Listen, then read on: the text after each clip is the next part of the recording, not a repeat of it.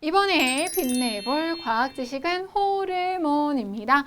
호르몬, 우리 몸에는 호르몬이 있어요. 이 호르몬이 엄청 중요해. 사실은 보면 이 호르몬에 의해서 정말 많은 것들이 조절이 되거든요. 그걸 정리할 건데 우선 항상성이 뭡니까? 라고 물어보면 항상성, 쉽게 생각합시다. 항상 똑같은 상태를 유지하려는 성질을 항상성이라고 합니다.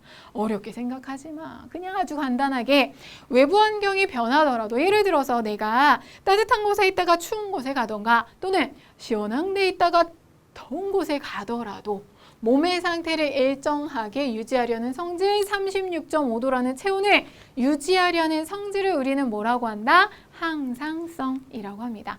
이러한 항상성 조절에 아주 중요한 역할을 하는 게 바로 호르몬이에요. 자, 호르몬은요, 여기 나와 있는 이 5가지 특징을 반드시 기억을 해야 돼.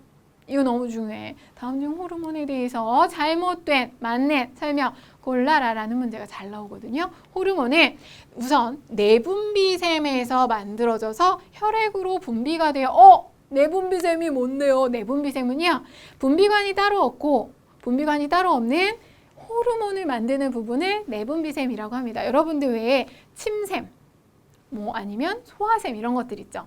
이런 부분은 외분비샘이라고 해서 분비관이 따로 있어. 따로 있는데 얘는 그런 게 없다. 혈액으로 분비된다. 호르몬을 만드는 부분이다. 이렇게 내분비샘 알아두시면 되고요. 혈액을 따라 온몸을 순환하면서 신호를 전달하고 각 기관의 활동을 조절해주는 역할을 합니다.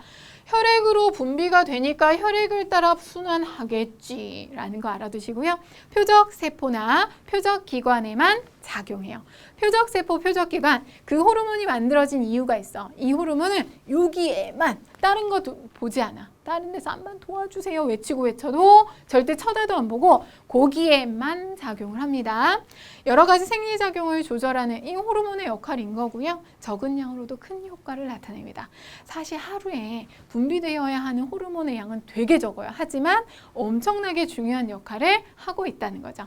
어렵지는 않지만 문제로 잘 나오니까 기억을 해두시고요. 그렇다면 어떤 내분비샘에서 어떤 호르몬이 분비될까? 딱 봐도 내가 이걸 기억을 해야 되겠구나. 외우지 않으면 안 되겠구나. 감이 오시죠? 자, 우선은 뇌하수체. 뇌하수체에서는 생장호르몬, 갑상샘 자극호르몬, 항이뇨 호르몬이 분비가 돼요. 우선 뇌하수체에서 분비되는 생장호르몬, 지금 여러분들 몸에서 엄청나게 많은 양이 뿜뿜 뿜어져 나오고 있을걸요. 여러분이 지금 되게 많이 생장을 해야 되거든. 그래서 성장판이라고 하죠. 성장판을 자극을 해서 생장이 일어날 수 있도록 도움을 주는 호르몬이고요. 갑상샘 자극 호르몬은 이름 그대로야. 갑상샘을 자극하는 호르몬입니다. 그리고 항이뇨 호르몬, 얘들아 이뇨가 뭔지 아니? 이뇨작용이라고 하는 건 오줌을 만드는 작용이거든요. 그런데 앞에 항이 붙었어. 반대야. 오줌을 못 만들게 하는 작용이다. 항이뇨 호르몬은요, 수분 재흡수를 촉진하는 역할을 합니다. 수분을 우리 몸에 재흡수를 하면 오줌량이 줄어들겠죠. 그래서 항이뇨 호르몬이야. 알겠습니까? 이 이뇨와 항이 붙었으니까 어떤 의미인지 이거를 해석을 하시면 쉽게 이해를 하실 수가 있어요. 항이뇨 호르몬, 수분 재흡수를 촉진해서 우리 몸에 수분이 남아있게 하는 거고 빠져나가는 걸 막아줍니다. 그래서 오줌량을 줄여주는 역할. 이렇게 알아두시고요. 다음 아래로 내려옵니다. 갑상샘. 아까 저 갑상샘 자극 호르몬 봤죠? 갑상샘 자극 호르몬이 갑상샘을 똑똑 두드리, 야, 너 이래! 라고 갑상샘을 두드리면 갑상샘은 티록신을 분비를 해요.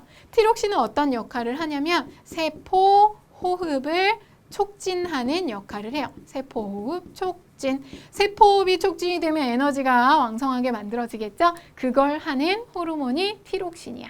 자, 그런 다음에 아래로 내려갑니다. 여러분들 이게 신장, 콩팥 신장인 거 아시죠? 신장에 살짝 붙어있는 부신. 부신에서는 에피네프린, 아드레날린이라고도 하는 호르몬이 분비가 되는데 얘는요.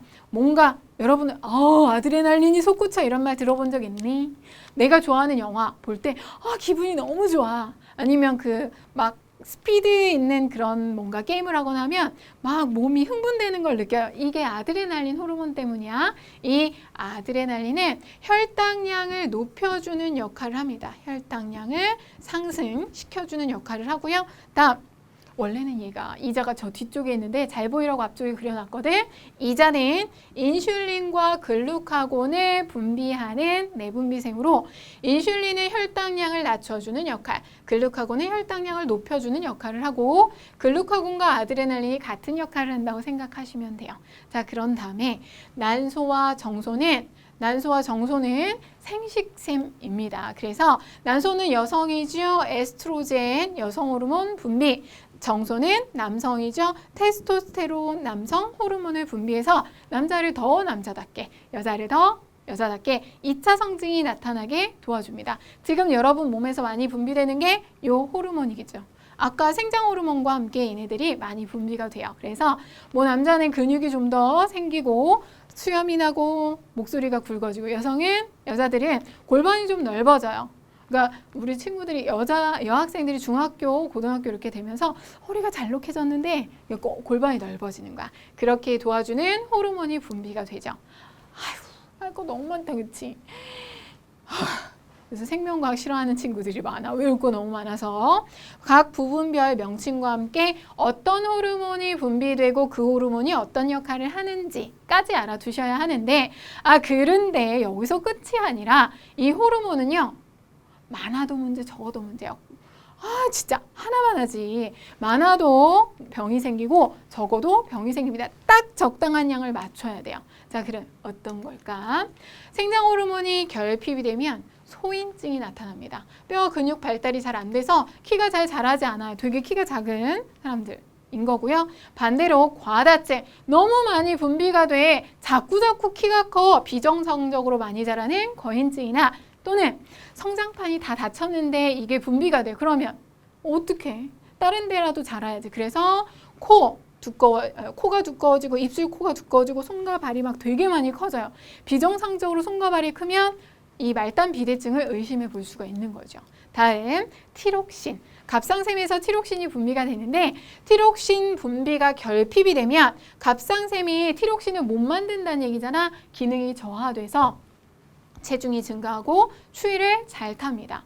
자, 갑상샘에서 분비되는 티록신은 세포호흡을 촉진한다고 그랬죠. 세포호흡이 촉진이 되어야 에너지를 만들어서 체온 유지를 할 수가 있는데 그게 안 되니까 추위 잘 타고 체중이 증가하는 거야. 자꾸 쌓이기만 하는 거죠. 에너지를 쓸 수가 없어서. 반대로 티록신이 과다하게 분비가 된다는 건 갑상샘 기능이 너무 활발한다는 거야. 항진증이죠. 항진증, 체중이 감소합니다. 자꾸 티록신이 분비가 돼서 에너지를 자꾸 쓰니까 자꾸 말라가고 안구가 돌출이 눈이 이렇게 튀어나오고 이렇게 갑상샘 기능 항진증이 나타나겠죠.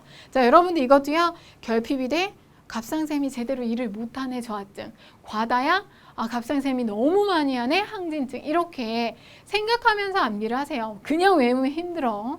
마지막으로 인슐린 결핍증. 인슐린은요. 혈당량을 낮춰주는 역할을 하는데 얘가 안 나오니까 혈액 속에 포도당이 너무 많아. 당뇨병.